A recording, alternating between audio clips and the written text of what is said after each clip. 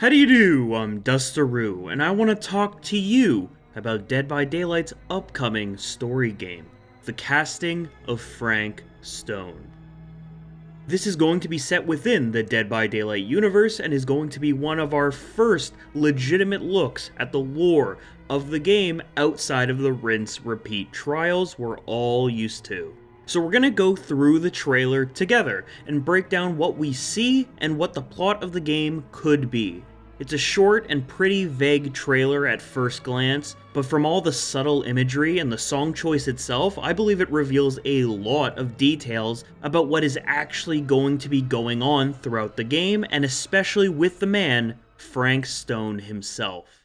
Our story takes place in Cedar Hill, a town apparently still heavily affected by a string of serial killings or a person responsible for a mass loss of life, named Frank Stone. So we already know from square one this is not just a handful of murders, but a relatively gruesome event long before our main characters were born. Could be something similar to Trapper, where he blew up a mine filled with hundreds of men, as the apparent main setting for our story originates around a long-abandoned steel mill. From the audio that is at the beginning of the trailer, whatever's down there is too dangerous. It seems the town wants to avoid this steel mill as it is considered dangerous or maybe even cursed, and likely hasn't had any visitors since whatever gruesome event had happened there. So could very well be one of our protagonists or a fellow town member telling a story that likely has been shared amongst the town folk for years. It also acts as an ominous warning that people may be aware there is more to this traumatic event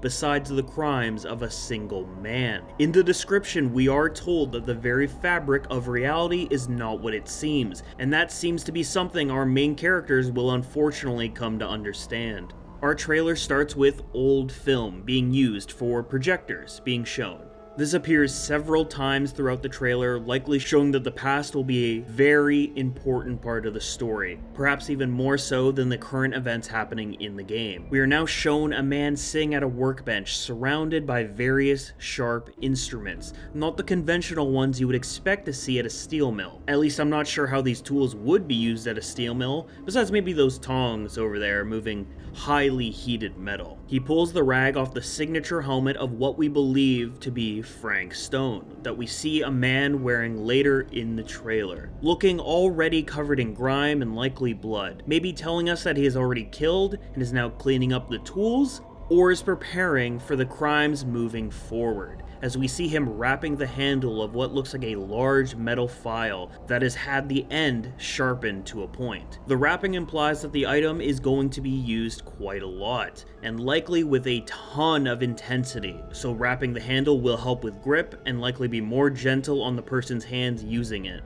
This is very likely his signature weapon he will use for his crimes. We then come to see a flashlight beaming out of the darkness of the thick forest, where we see a stiff hand of someone who may have been dead for a long time, but also looks like it could be heavily burnt, maybe from an accident, but intact enough that I don't believe it was someone trying to cover up a crime. This could show perhaps a steel mill had a massive fire long ago and people attempted to flee into the woods to escape. But regardless, no one has come to clean up this body, so perhaps people who have entered the area of the mill have gone missing, so no one even goes into the woods to even retrieve the dead out of fear of being killed or going missing. Perhaps even Frank Stone or someone else is hunting people who wander into this area too close to the steel mill. We come to some more old film imagery and see two heads of the possible playable characters as they watch a film on the projector.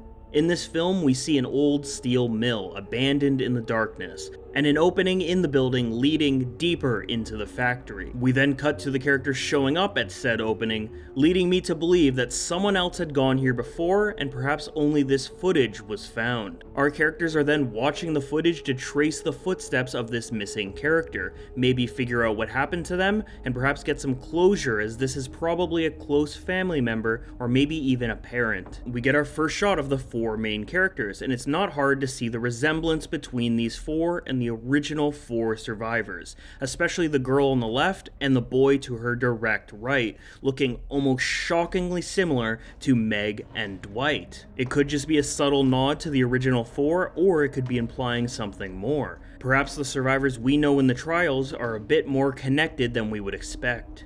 We now cut back to the long abandoned workbench we saw from earlier, with dust and vines growing all over it, showing us that when we saw the man from earlier, it was a long time ago. Our characters are now exploring the abandoned underground of the steel mill when we see the image of the sky opening up and a red storm appearing overhead. The entity is manifesting over the steel mill, but very loud and very bright, very unlike how the entity usually operates when trying to abduct people or appearing in the world. Perhaps this is showing some urgency. Maybe the mill is hiding something special or a secret for the entity that it does not want discovered. This could also be from the past, as we know the present and past are very important factors in this story. Our characters discover a large black X painted on the wall, which is important enough that all of our characters take note and pay attention to it. This quickly changes to a shot of a hook, reminding us of the trials, but also showing us hooks likely play some part in whatever is going on down here. We then get our first glimpse at the man we saw earlier, as he appears to be wearing the same shirt and pants when we did see him tinkering at the bench, which would be very odd if that was from a long time ago, especially since the same bench is now long overgrown.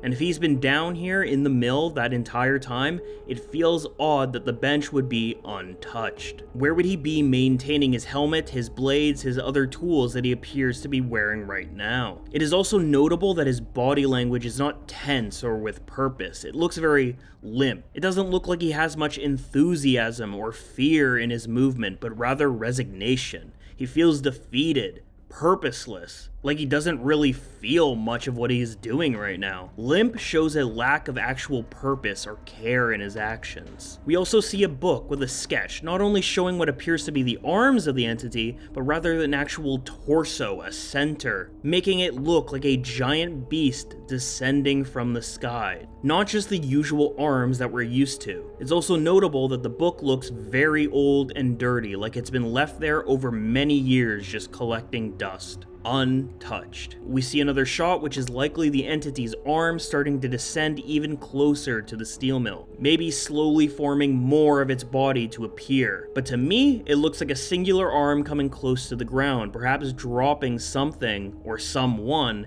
into the steel mill grounds. We then get a shot of our main figure, and very likely Frank Stone himself, with a destroyed and altered helmet. The glass visor is shattered on the left side, which appears to line up with the damage appearing on the top of the helmet. I doubt if this was a serial killer's helmet, it would always have these particular damages on them, but it's always possible if this damage has some significant meaning to the wearer. The mouth section is also carefully designed to have sharp openings where the mouth would be, with the bottom sections bent outwards to form tusks, perhaps as a weapon or a scare tactic. We can also notice that his mouth is completely covered in blood in a way that drips down his chin and down his neck, it being such an important aspect to him that he specifically designed the helmet to be opened to allow for him to bite people, leading me to believe that this person may attack or eat his victims with his mouth. And while using his mouth to bite down on victims, the sharp edges and tusks can be used to cause more damage and more pain to the victim while he's biting down. Is this man a cannibal? But also, is he such a cannibal that he made eating while attacking his victims a key part to his killer attire? Or does he just really like raw steak? It's hard to say for sure. The thing that really catches my eye, funny enough, is his expression. It shows a coldness, but also a reluctant sadness. Like he has mixed feelings or great pain that he's hiding behind this mask. Not pleasure, not anger. We can also see the tiniest bit of orange hair poking out of the side of the mask. And before the final image of the trailer, we see the helmeted figure being a part of the films our main characters were watching earlier, perhaps hinting that this footage was taken by the man himself, and filming his crimes of killing and perhaps cannibalism, maybe implying that these films were hidden away by a family member or the public, and kept as a dark secret by the town that will forever cement the crimes of this man, never to be forgotten. We get our last shot of the trailer, and that this is the man again, but in more of an art style we're used to when it comes to DVD promotional banners. The one notable part is we can see the shadowed arms of the entity in the back, directly behind him, kind of feeling like whoever this man is a part of the entity, or protected by the entity. The entity has some influence intertwined into him. He also appears to be rising from the red smoke we saw earlier in the trailer, possibly hinting that he may have been taken during that time or dropped back into the setting by the entity itself to maybe perform some task that it wanted. Okay, so we did a full breakdown of everything we saw in the trailer and some of the meanings behind it, and now I'm going to try and wrap it all together and tell you what I think it all means and what exactly the story of the man and the game we will be seeing. But before we do, I need to talk about the song that was used for this trailer, Daylight by David Kushner. It's a popular song I've seen on countless TikToks, video edits for a while. The song to me at first seemed a little too popular to use for this trailer, that it kind of felt out of place. But after truly listening to the song and watching the music video, I think it was a perfect choice and itself may actually reveal some aspects of the man Frank Stone himself. I may be reading too much into the song, as it very well could have just been picked because it talks about running and daylight, and it being the perfect reflection about my feelings about Dead by Daylight. Oh, I love it and I hate it at the same time. The song basically speaks about compulsion, cravings, but the regret and shame that go hand in hand with it. So the song could represent Frank Stone, as he has a deep craving and desire for killing or cannibalism that is such a sweet navigating force in his life. It's what he enjoys engaging in most, but he hates himself for liking it and the destruction and pain it causes to other people's lives. He both loves killing and hates it at the same time. It's like an addiction he feels too weak to resist, the call to harm and kill, but is disgusted in himself for constantly succumbing to his desires of it. Or it could carry a second meaning, maybe where Frank doesn't feel that way at all, and he enjoys all the misery he causes, but somehow has become intertwined into the entity. He loves what the entity gives him, the chance to kill in the trials, or maybe it protects him in the real world from facing consequences, but as a result he's become a slave to the entity and hates the role he plays in its growth and the expansion of the trials. Maybe he's come to regret the pain he's caused others, or he regrets somehow becoming subservient to the entity, but he still reluctantly obeys and kills. He protects his own life or maybe other people's lives by being obedient to the entity and all of its goals. Alright, so that's like all the motivations that I think we could be working with, but I think the song was picked for a specific reason. I think it was picked because it's perfect for the type of character they're trying to set up.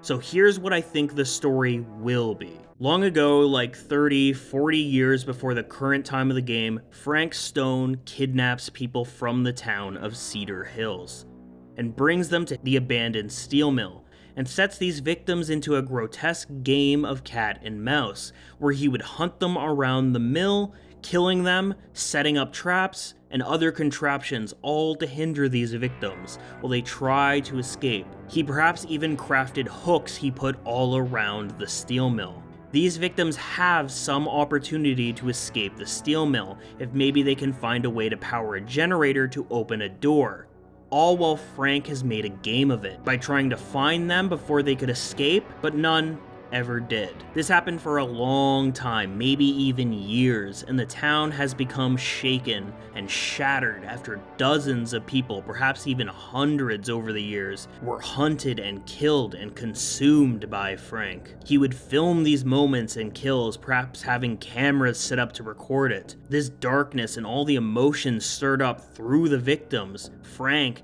and the town in their fear, caused an event similar to how the dredge was formed. Frank would draw what he started to see in his dreams, or maybe the way he saw himself, as a godlike horrific figure, stretching from the sky to pluck lives from the world as he saw fit. He drew and he imagined, and this emotion became so intense, the origin of the entity was born. Maybe the entity was born and started the trials immediately, but I'm leaning towards it started to work with Frank, and they grew the games bigger, causing more and more intense emotion, causing the entity to become stronger, and then somewhere along the way, the entity decides to make its own games to feed more than Frank could offer it. It made the start of the trials themselves a reflection of the steel mill and took Frank as the first ever killer, ending the terror of Frank Stone on the town of Cedar Mills for 40 years. But anytime people try and go to the mill, they disappear, never to be seen again,